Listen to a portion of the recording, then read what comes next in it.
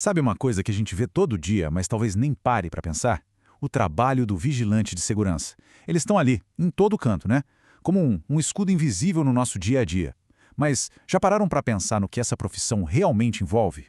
Pois é, essa é a pergunta que a gente vai tentar responder aqui. A ideia é desconstruir um pouco essa imagem que a gente tem, sabe? E entender de verdade a complexidade, o profissionalismo que existe por trás daquele uniforme. Então, bora mergulhar nesse universo. Bom, para começar, vamos olhar para além do óbvio, né? Além do uniforme. Vamos entender quais são os fundamentos dessa profissão. Olha, o primeiro ponto, e esse aqui é fundamental, é que ser vigilante patrimonial não é um bico, não é um trabalho informal. Muito pelo contrário. É uma atividade assim super regulamentada, precisa de capacitação, de curso e está tudo sob o controle rigoroso da Polícia Federal. Só isso já mostra, né, o nível de seriedade e de responsabilidade é altíssimo. E a base de tudo isso? Bom, ela se apoia em três pilares, três características essenciais. Primeiro, a probidade, que é basicamente ser honesto e íntegro. Depois, a urbanidade, que é saber agir com educação, com cortesia, mesmo numa situação tensa. E por último, o denodo, uma palavra forte, né? Que significa coragem, bravura. Ou seja, o que se espera de um profissional desses é um padrão ético e pessoal lá em cima. Certo, agora que a gente já entendeu a base do profissional, vamos entrar no coração da filosofia da segurança. E aqui tem um ponto-chave. O foco não é só reagir a um problema. O foco principal é a prevenção. E olha que interessante essa definição do objetivo final. Não é sobre ficar esperando o perigo acontecer para depois agir. Não.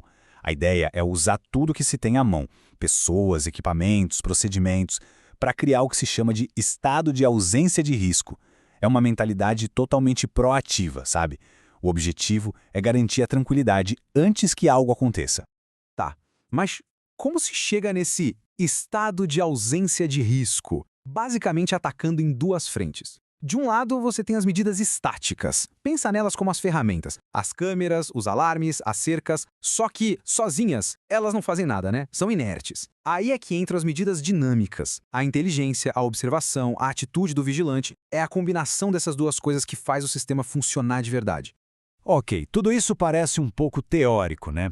Então vamos trazer para a prática. Vamos pegar uma situação que, olha, quase todo mundo já passou. A porta giratória de um banco que simplesmente trava. E aí o que acontece? Repara só no procedimento. A porta trava e o vigilante não chega de forma agressiva. A abordagem não é de confronto. Pelo contrário, o procedimento é calmo, é educado e totalmente focado em resolver aquilo. Ele vai perguntar, tem algum objeto de metal, chave, celular, vai pedir para ver, orientar a pessoa a colocar o objeto no passa-volumes e tentar de novo. Sempre com urbanidade. Lembra daquele pilar que a gente falou? É exatamente isso. É um processo pensado para ser seguro, sim, mas sem criar um climão, sem constranger ninguém. Beleza. Vamos em frente. Agora vamos ver como o trabalho do vigilante no dia a dia se divide em basicamente duas grandes funções. E antes da gente entrar nos detalhes, olha só essa frase do material que a gente usou de base. O vigilante de segurança é a peça mestra do sistema de segurança. Isso resume tudo, né? A tecnologia ajuda, e muito. Mas no fim das contas, o ser humano profissional continua sendo a peça-chave. É a inteligência que faz tudo se conectar. Então, quais são essas duas funções? Primeiro, tem o posto fixo. É aquele ponto estratégico, sabe? Uma sala de controle, a entrada principal, um lugar que precisa de atenção constante e que não pode, de jeito nenhum, ficar vazio.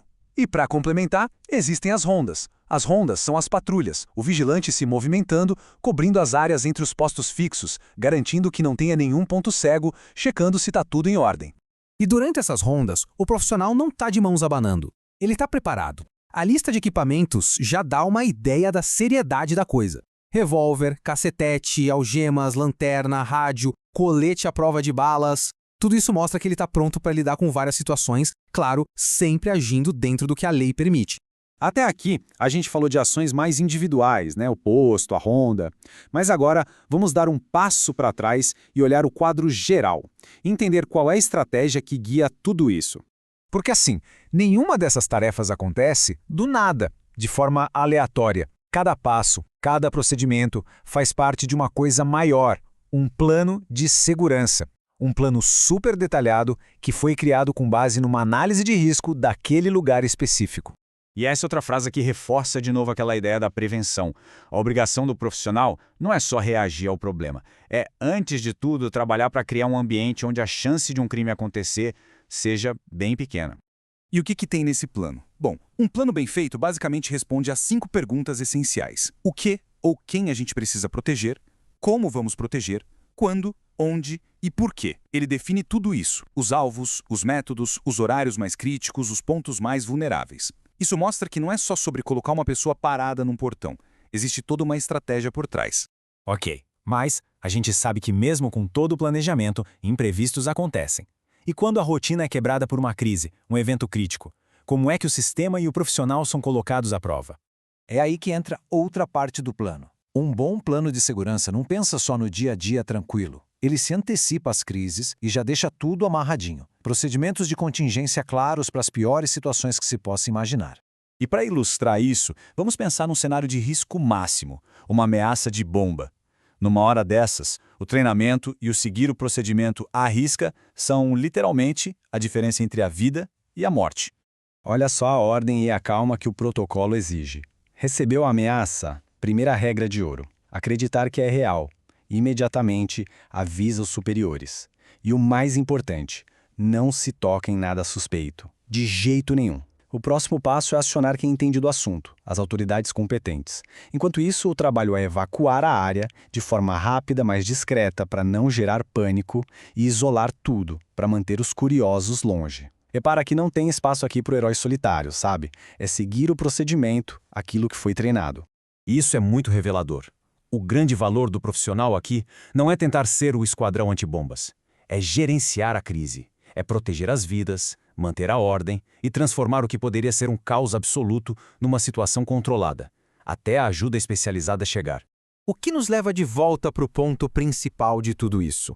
A segurança de verdade, a segurança eficaz, não está no show, no drama da reação a uma crise. Está no trabalho silencioso, constante do dia a dia. Está na prevenção, na construção daquele tal estado de ausência de risco.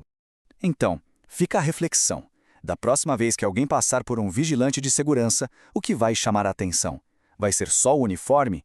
Ou quem sabe agora a gente consiga enxergar um pouco mais, o olhar preventivo, a postura de quem está sempre alerta e pensar em toda a rede de procedimentos e responsabilidade que existe por trás daquela pessoa.